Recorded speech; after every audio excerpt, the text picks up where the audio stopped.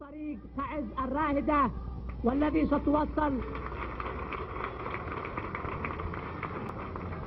ستوصل إلى كرش لكي تربط شطري وطننا اليمني الواحد.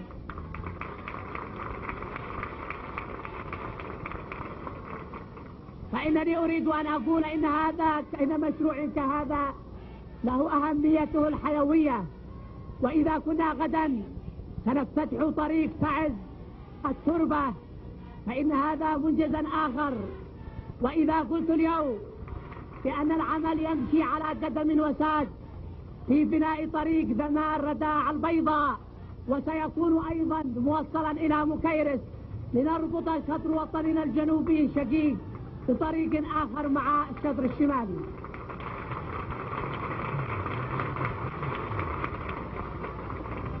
وإذا قلت شيئا ثالثا وهو أن طريق صنعاء مارب يجري العمل على قدم وساق في إنجازه، وسيتم ربط حريف بيحان لنربط شطري وطننا بطريق ثالث.